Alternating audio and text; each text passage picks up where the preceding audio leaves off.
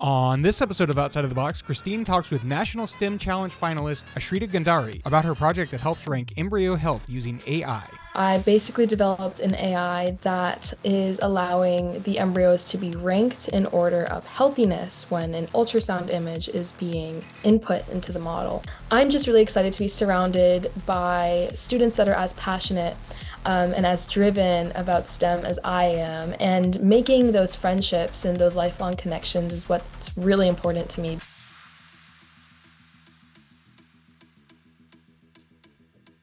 Hello, everyone, and welcome to another episode of Outside of the Box. And today we're doing a STEM spotlight. It's been a little while since I've done one of these because, of course, it's been a while since the National STEM Challenge and Festival, which took place last year. And for anybody that's in the know about that, there is another one, the second one taking place this year. So I'm talking to a lot of the amazing people that have done projects and things like that. And for my first guest in this line is Ashrita. So I'm so pleased to have you on the show. Just to give a quick little introduction. All right, thank you so much, Christine. Thank you for having me, by the way. This is so fun to be able to talk about my project. So my name is Ashrita Gandhari. I'm a senior in high school and I'm located just outside the DC area. And I had the honor of being named a National STEM Challenge finalist this year.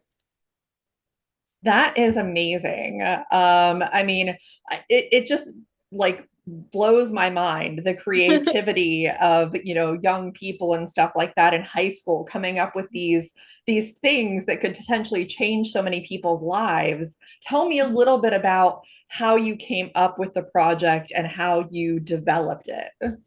So my project is actually about accessibility for embryology. Not really tailored towards students, but it's more tailored towards embryology clinicians in the obstetrics field and the gynecology field. But my project idea was driven by a large amount of infertility studies. A lot of studies in the field have been focusing on what we can do to help impact the numbers of miscarriage for those who are impacted by infertility and need to undergo the IVF process. What made you come up with that? Like, why did you see that as, I mean, it is definitely a big issue, but I'm just curious to Absolutely. hear Yeah. your take on it. Mhm. Yeah, no, absolutely. So my aunt is actually infertile and she had to undergo the IVF process, which unfortunately resulted in a miscarriage the first time she attempted to do that.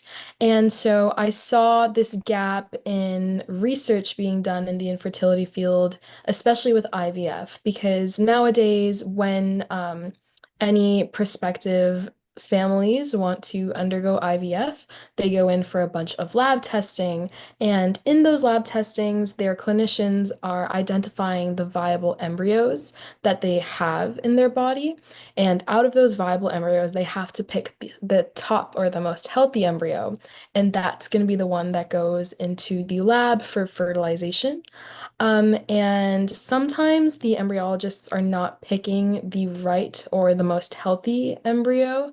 Um, and when that occurs, there is a higher chance of miscarriage. So I basically developed an AI that is a diagnoser, kind of, that is allowing the embryos to be ranked in order of healthiness when an ultrasound image is being input into the model. And it's really going to help clinicians with, number one, it's going to help them kind of fact check their own diagnosis. It'll allow them to say, hey, I'm ranking my embryo as like this one is going to be the healthiest. Let's see what this AI-driven model says. It's also helping with accessibility, especially in communities where they may not have access to an embryologist. And so this would be a good viable usage for those people as well.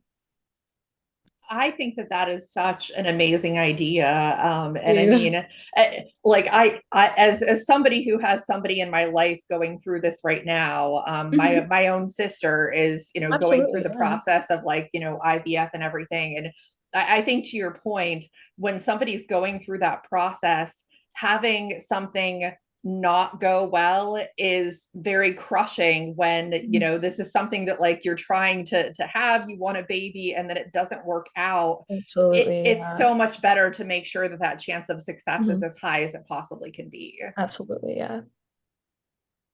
Now, tell me a little bit about like your research, because I'm sure that as part of the project, Mhm. you kind of had to look Yeah, for into it, and sure. some things that you found, Mhm. maybe interesting as part of that research. So, when I was first developing the model, the number one thing that I was kind of running into was the lack of research in the entire field of embryology or IVF studies, actually. So in order to test my model, I needed to find a data set of already existing embryo images and make sure that it was running and diagnosing those correctly before I moved on and tested different images.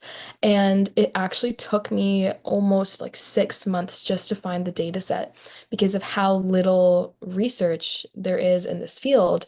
And when I finally did find a data set, I had to reach out independently to a professor at Harvard who was very specialized in these kinds of studies.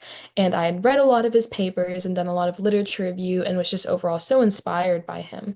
And when I did reach out at first, I was not getting a lot of response back. And I'd imagine because it's kind of weird for a high schooler to be really researching this area that just has so much stigma and those kind of issues around it. But eventually I did get the data set, and that team at Harvard was very helpful in that. And now I actually work closely with their AI team. I have an internship there that I do with work in like gynecology and AI studies. So eventually that relationship was really fully developed, and I do work closely with them now, which is great. But overall, in the research process and getting that data, that was definitely such a big barrier.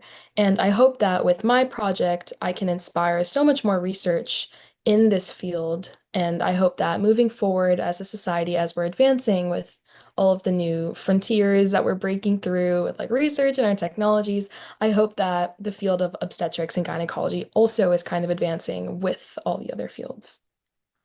Yeah, I could not agree more. I think that's amazing. And like you said, it's probably uncommon for a Harvard professor to get contacted by a high school senior, especially Absolutely. like with something like this. Hmm. So I really have to like commend your desire to like pursue this, and like Yes. it takes a lot to contact somebody like that. Thank So you. Thank you so much. now what, do you have any like, as far as the project itself, do you have any objectives as to where you envision this research to go, or like a goal that you have in mind? I would definitely try. I'm currently working towards having my app being maybe beta tested at a clinic. Obviously, just having a model that is being repeatedly tested on the same set of images probably is not as widespread as I envision this project to be. I think definitely maybe reaching out to a clinic and asking if I could test or beta test my AI model with maybe their images or their other clinical data and seeing if it still holds true and is still accurate there, I think that would definitely be the next step. Well, that is awesome. And I know we were talking a little bit before we started recording this. The STEM festival is coming up pretty soon. And luckily you're in pretty close proximity to it. What are Mhm. you most excited about? Are you looking forward to getting to meet some of the other students, and networking to see what other people are doing and things like that? I think, first of all, it's pretty nice to have a week off of school to go to DC and go to this fun event. Other than that, I think the most important thing to me is meeting all of the other students that are also finalists, like you said, and just getting to know what their projects are, and not even just about their projects, like them personally, because I'm just really excited to be surrounded by students that are as passionate and as driven about STEM as I am. And making those friendships and those lifelong connections is what's really important to me because, I mean, you never know. Someone I meet there could be the next future leader or could be doing something really crazy in the next couple of years. So I think just being around all of those really passionate and smart kids is definitely what I'm looking forward to the most. Awesome. I mean, I'm sure like if I was in your position, that would probably be something I would be excited about as Yeah. well. Now I'm curious, because obviously this seems to be an area that you're really passionate about. As far as future career pursuits, do you want to do something in obstetrics and gynecology, or is this just like a specific area that you're focusing on now? I think I would definitely want to go into gynecology. Right now, I'm currently looking at like med school and hopefully being an OBGYN. I am applying to college right now, so I am applying a lot of like biology and women's studies. So that's definitely something I do see in my future. Awesome. And then one other thing that I was curious about is just to hear like yeah, I mean, you've said a lot of, I think, really good things, but just if you have like words of wisdom or advice for other kids out there who, like I always like to say, kids who maybe think that they're just one person and that they don't have ideas that are good enough or like they can't make a difference. Mhm. What would you say to other students like that who just maybe don't feel like they can do something so amazing like this? Absolutely. I would say that, I mean, every scientific breakthrough was driven by one idea, by one person. And I think for me, especially, if I hadn't reached out to the Harvard professor, if I hadn't kind of overcome that, oh, this is kind of a weird topic for me to be researching, then I wouldn't have been able to develop this amazing project and be selected as a national STEM finalist. So I think honestly, my best piece of advice is to just go for it and just do it because everything big, every big scientific breakthrough always starts with something small. And you can obviously be that catalyst in your own life. So I think even if you have an idea, no matter how small, developing an experiment and just researching that idea could really just be the start of something so much bigger. Hey, that's awesome advice. I can't think of a better way to end this on. Of course, yeah, So thank you so much for joining me. For folks who are absolutely. watching, like if you want to, you can go to the National STEM Festival. That is Mhm. a thing that anybody can do. So please make sure that you kind of follow what's going on with that. It is in March, so just a Mhm. little over a month away. But really exciting stuff. So thank you again, Ashrita, for Thank joining you so me. much for having me. Thank you. This was so fun. Absolutely. And for those that are watching, make sure that you like, subscribe, follow, comment, share, all of those good things. And we will see everybody next time on the show.